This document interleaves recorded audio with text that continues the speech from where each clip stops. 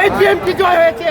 এখন বিএনপিকে বলা হচ্ছে একটা একটা একটা করে ইস্যু তৈরি করা হচ্ছে। বিএনপি বিশাল বড় দল হয়েছে দেখিয়া, এখন সাধারণ মানুষ দল হয়েছে দেখিয়া এখন বিএনপিকে বলে চাঁদাবাজ। চাঁদাবাজ কে? চাঁদাবাজ কে বলেন? চাঁদাবাজের অর্থ কার পকেটে?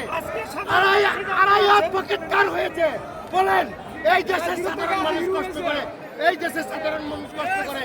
এই 70 জন মানুষ কখনো এত বড় স্বৈরাচারকে হটাইতে পারে না। এত বড় স্বৈরাচারকে হটাইতে সাধারণ মানুষ হটাইছে এবং পুলিশে তা আছে। এখনো পর্যন্ত আমাদের এনজয় আছে, এখনো পর্যন্ত আমরা ক্ষতিগ্রস্ত। আমরা তো কখনো তো নেতা হতে চাই না। আমরা তো অবিলম্বে দেশের মানুষকে ক্ষয়ক্ষতি করে আবার রাজপথে আরেকটা ইস্যু তৈরি করতে চাই না। আমরা চাই দেশের মধ্যে একটা গণতান্ত্রিক সুষ্ঠু নিরপেক্ষ নির্বাচন হোক। আমরা চাই এককালীন বাকশাল যাতে আর এই দেশে না হয়। আমরা চাই এই দেশের আদালত যাতে আর কোনো ক্ষয়ক্ষতি না হয়।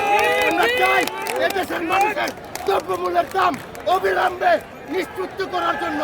আমরা চাই একটা এদেশের সাধারণ মানুষের, আমাদের এদেশের সাধারণ মানুষের আইন শৃঙ্খলা বাহিনী, যাকে নিয়ে অকারুজ্জামান, তাকে নিয়ে অকুরুক্তি করার কথা বলা হচ্ছে।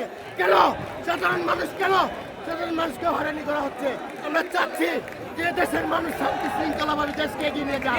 আমরা চাচ্ছি এই দেশের মানুষকে, ঠিক আছে, পৃথিবীর সমস্ত রাষ্ট্রের সাথে বন্ধুত্ব করে নিয়ে চলুক। এটাই আমরা দেশের মানুষ চাচ্ছি। আমাদের কেন হট্টগোল করছে? রাজপথে কেন মৃত্যুবরণ করা হচ্ছে? গণ অধিকার পরিষদের ভিপি নুরুল হক নূর তিনি গতকালকে একটি পোস্ট করেছেন।